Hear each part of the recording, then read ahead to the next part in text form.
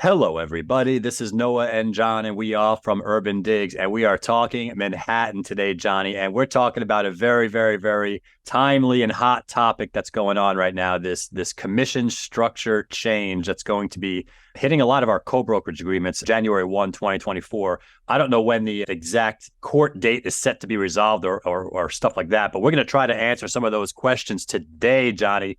And we got a good one. We got Ryan Tomasello here. And I think he's going to answer a lot of questions we have here, Johnny. Yeah, I'm looking forward to it. Ryan has been focused on this industry from a Wall Street perspective, I mean, for many, many years. And, the interesting thing about the lawsuit that went in, right, the verdict that came out a couple of months ago seemed like sort of a watershed moment. But, if you're Ryan and you're sitting back and you're watching this thing, this has been unfolding over a period of years. So it's good to get that perspective.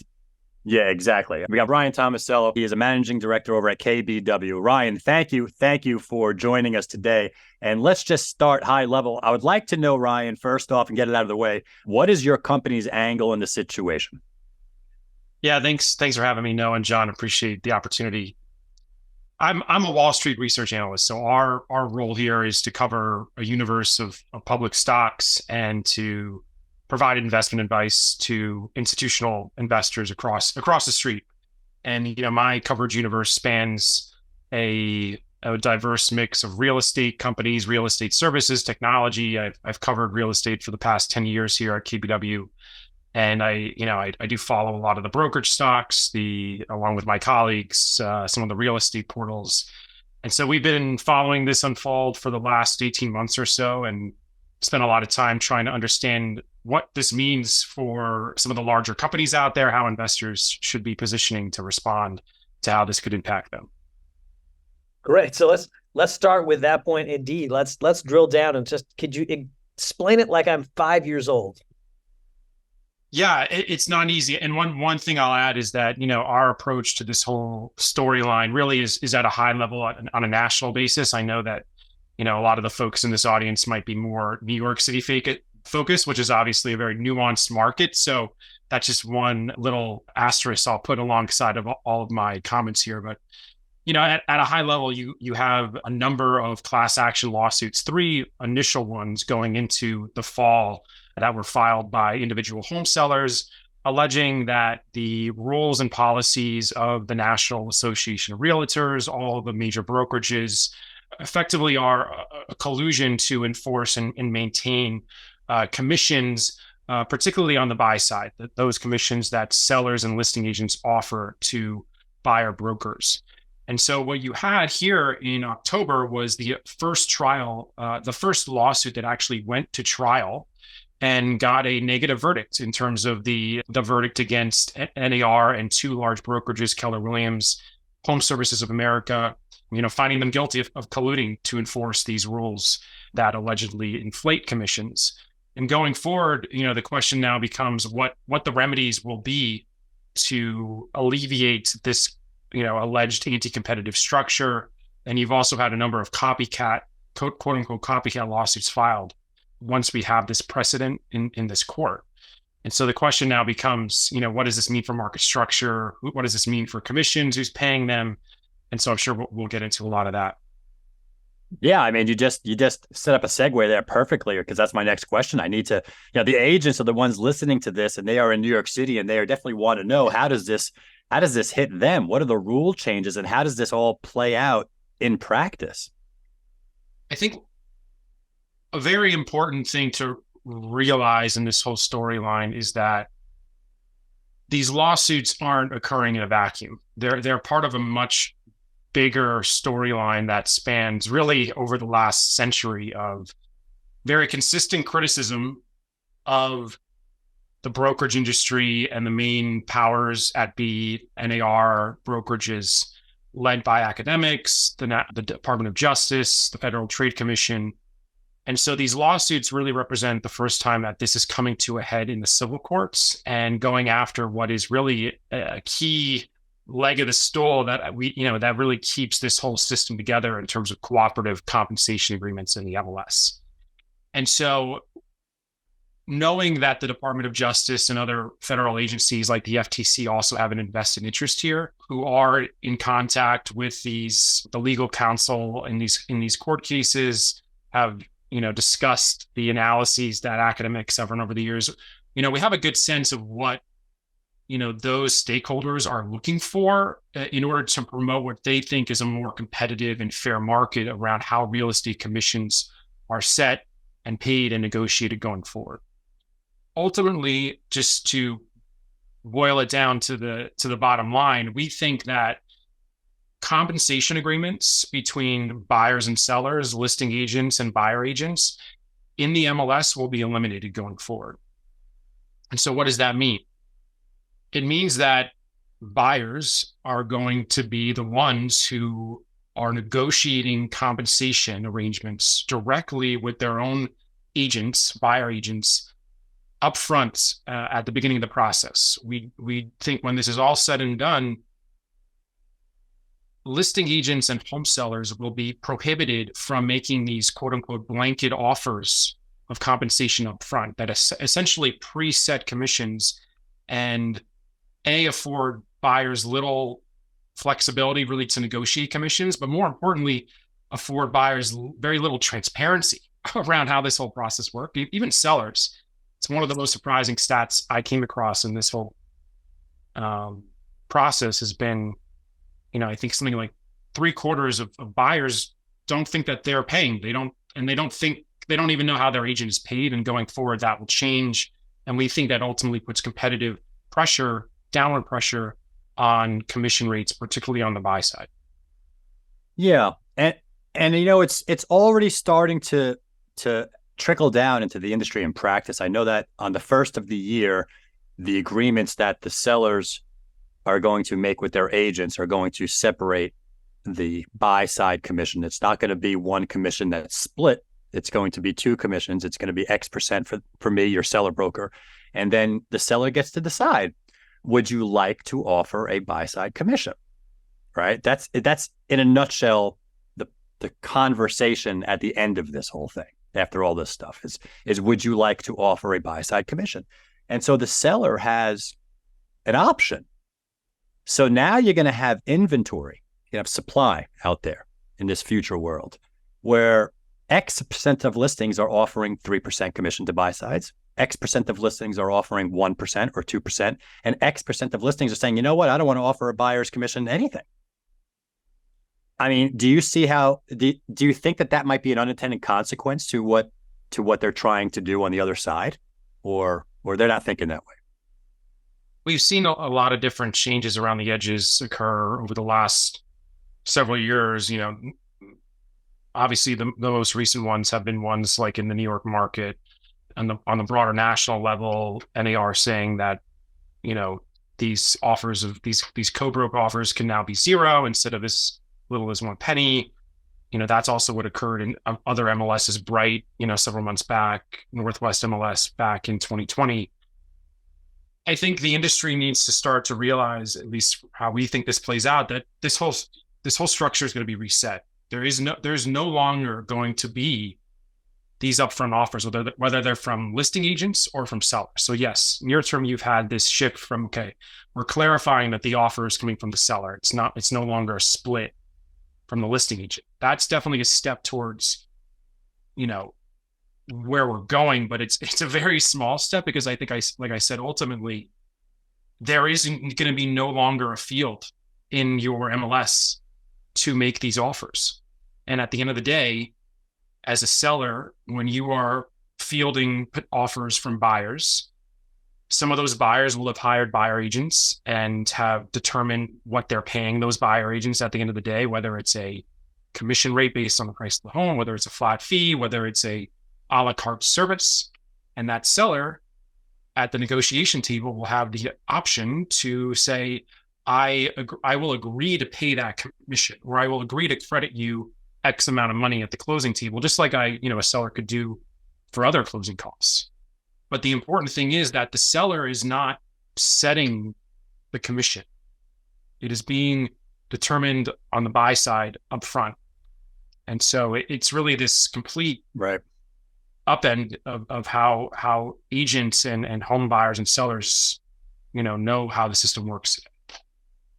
Right. And that's, you've already said a ton. That's been extremely helpful and very, clarifying. But I wanted to get into a little bit sort of on the revenue side. And I think part of the value you bring to this conversation, Ryan, is that as a Wall Street guy, you don't make money by being emotional about one thing. You don't make money by just falling in love with something and just, praising it, effusively over and over. Honestly, you make money by being right. And you make money when your calls are right, and the investors who follow you make money. So with that in mind, and you're looking at this industry, some of the current revenue models may not work going forward. And I'm curious, when you think about the changes that are coming, what kind of new revenue models might you envision going forward? I mean, I think this is a catalyst that opens up opportunities for alternative approaches to the types of advice and consultation that buyers receive from a third party, like an agent in the process. Today, because buyer agent commissions are in most cases preset by the listing agent or the seller, buyer agents don't really have the ability to compete on price. Yes, there's rebates and there's different mechanisms to, differentiate yourself in the market. But going forward, buyer agents, or those agents that focus on buyers, will be able to say, it is the value of the service I'm providing here as an agent that's been in this market for 20 years better than the individual who just got their license and has been around for, a month. How can I help? How can I better monetize the value of that service in this new type of pricing structure? And vice versa, as a new buyer agent or someone who's less experienced, how can I compete on price or flexibility around the types of services I offer? As I was saying earlier, an example being, offering a flat fee, or saying, I don't, this buyer doesn't need me to drive them around the market for the next month. They'll call me up when they found 3 homes, and I'll, help them in that last mile effort through, the showings, the inspections, et cetera. In terms of how that impacts the different stakeholders here, brokerages, the portals, I think there is some expectation that pressure on the buyer agent commission pool will negatively impact, these larger, corporations that drive the revenue models off of commissions. We've also had discussions around, how this impacts commission splits, and whether or not, the most powerful agents and agent teams become even more powerful in this new market structure, and therefore can command higher splits going forward. The portals are also a very interesting storyline alongside of this, where, the existing first generation portals like a Zillow or a Realtor.com, largely derive their revenues off of buyer agents and providing leads, and oftentimes even splitting and sharing those commissions. So, the portals have puts and takes in terms of how we think this could impact them. But I think near term, there is some debate around there being disruption risk to a model like Zillow, just as they might need to adapt, how they're monetizing their audience and providing value to the agent community.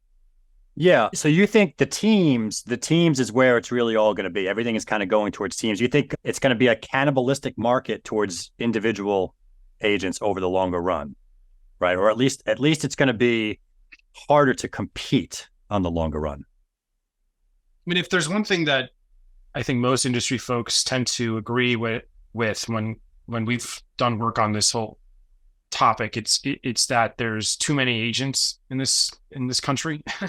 And it depends on how you define agents and the number that you use, but looking simplistically at, NAR membership and the 1.6 million realtors out there, that's definitely a standout stat in terms of, how many agents typically exist in other countries. There's survey work that is published that says the average realtor is doing like a dozen transactions. I don't think that that's a real number. I think it's biased to the people that take that survey. If you just run the raw math around supply of home sales and number of agents, it implies that that number is a fourth of that, like 3 or 4. And real estate is the classic example of like the 80-20 rule, where 20% of agents are doing 80% of the work. I don't know if that's the exact right number, but the different stats do support that.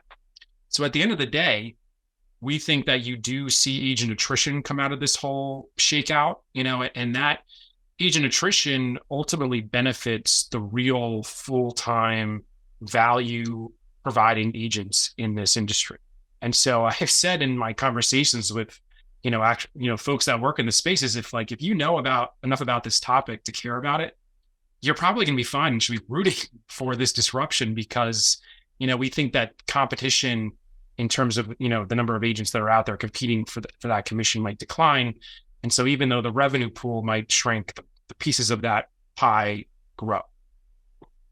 Yeah. So let me follow up on that, because I think that's a really excellent point. And I've read studies that suggest that perhaps maybe 20 to 40% of the agent count might just sort of slough off, since they just don't have enough deals to sustain themselves. But I wanted to look at the broader picture, because you look at, you mentioned the low supply right now of inventory, and just the demand of houses and prices are going up. You combine those, right? And then you factor in everything that's tangential to real estate, right? On the attorney side, on the lending side, the home improvement side, like all of these things touch real estate at one point or the other, to the point where real estate is really sort of supporting a fairly significant slice of US GDP. And if I was going to back away and just ask you sort of broad strokes, is the change we're going to see, is that enough to is that a catalyst for change in the economies? Are we going to free up enough capital that's being essentially saved from commissions to sort of generate activity in other sectors? No, it's a great question. And it's the beauty of this industry, of how many things touch it and how impactful it is across other, industries and people who provide different services across this market.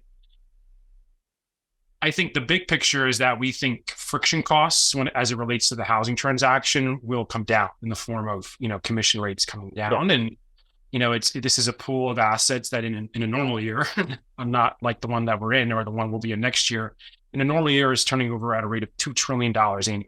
And so if you take a step back and look at, typical commission rates of 5 to 6%, that's a lot of money, right? That gets thrown around $100 billion, round numbers, in a normalized year. And that commission rate does stand out amongst countries across the world.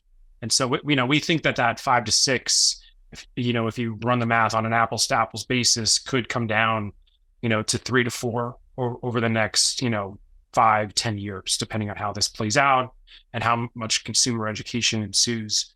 If you think about the other knock-on impacts here, I mean, one obvious one is the role that buyer agents play in referring, business to other, services that are, that revolve around the transaction, whether that's mortgage, title, right? And so, it begs the question, if the role of if some buyer agents in some transactions is diminished, who picks up, the benefit of that referral source going forward?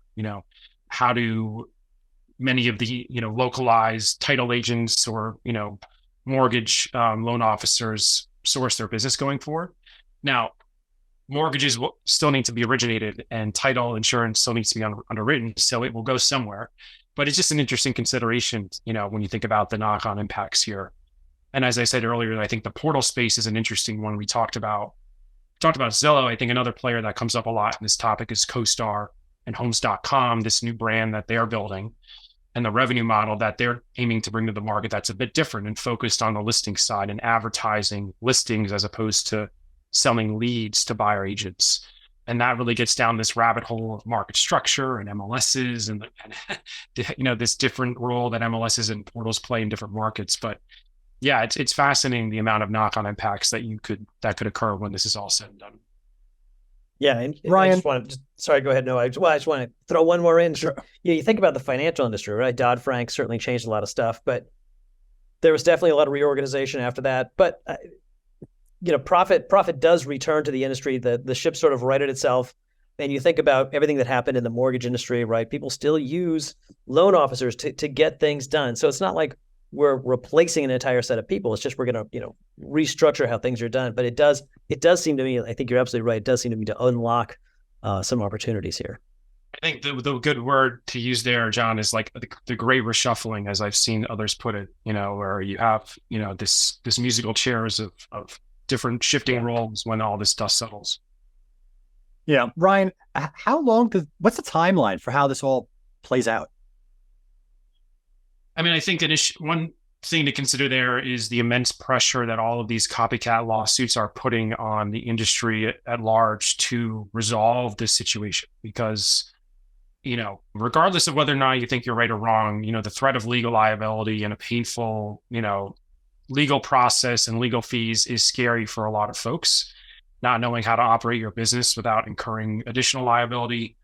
And so ultimately, I think the industry needs to see some form of a mega settlement that wraps everyone into this and, wipes their hands clean of all of these lawsuits and just moves on with changes, but, cleans the slate once and for all. And on top of that, as I mentioned at the outset of this conversation, given the fact that you have the Department of Justice, and the federal government involved here, I think that it puts even more added pressure in terms of a timeline that could be a lot quicker than what people would normally think of, like our clogged legal plumbing system in terms of how long these things take to work through the courts. Considerations there are numerous. You have, the NAR that's saying that they're planning to appeal. There's questions around the feasibility of them appealing based on some financial obligations that they would need to put up in the form of a bond to move forward. And given the damages that are being claimed here, I mean, it's, $5 billion in Missouri alone. Nationally, you're talking 400 plus billion. So, can they appeal? Ultimately, we think that the timeline here is going to play out a lot sooner than what some of these large stakeholders like the brokerages and others who have voiced opinions here over the last several months are saying. We think that you do probably see this get resolved and meaningful changes get implemented and mandated potentially as soon as the next 6 months, if not over the next year, I would think. There's definitely different considerations there, but this could be happening a lot sooner than what some people might think. Right. So, Ryan, you mentioned the effect of friction, right? Lowering friction. And I kind of want to come back to that, except put the consumers aside. I want to talk about the agent side right now. And our core audience is professional real estate agents in New York City. A lot of folks sort of woke up to this news. They had not been following it since 2019. They hadn't followed the developments. There are copycat lawsuits out there. Some of them heard of those, but this was sort of a wake-up call. And even though it did not affect, REBNY, which is the local organization here, it does affect REBNY, the local organization here, because these things, they're all interconnected. So talking about that lowering friction, I'm curious, a lot of folks woke up and they're just absolutely panicked. They don't know what to do. You've been watching this unfold. What would your advice be for someone who's just sort of has been living under a rock and they've come out and the sun is absolutely blinding and they are just absolutely freaked out? What do you think? I'm not a lawyer, so I'm going to refrain from any legal advice, but I would say I would be taking this situation very seriously in terms of how it could cause the industry to evolve going forward. And with these disruptive opportunity, with these types of disruptive events in any industry comes meaningful opportunity. And there will be winners and losers. And the losers will be those that just sit in place and refuse to react. And so, whether that's, reading up on, exactly how these lawsuits might play out and trying to get an indication of exactly what the new structure might look like. And I think going back to this earlier question around alternative models, I think, there is potentially an opportunity here for more differentiation of agent brokerage services in the form of how they are charged and how they're delivered, again, whether that's, competing on price or offering, piecemeal a la carte type services. But I would just say, take this seriously. I think it's going to be impactful. And those that don't take the time to come up with a game plan and contingency plan are going to be the ones that are left flat-footed when the dust settles. Yeah, this is a proactive situation. This is not one of those things where you just, I'll see how this all plays out and then, we'll deal with it there. This is you're going to have to reestablish all the value of your services from a buy side perspective, I guess. And if you're an agent, I mean, now is the time to up your game. Am I right? And now's the time to really know your stuff, know the market. I mean, if you were a buyer, all the things you would want that professional to tell you, you need to know all of that stuff. And you need to solidify your clients now and going forward. Why are people using you?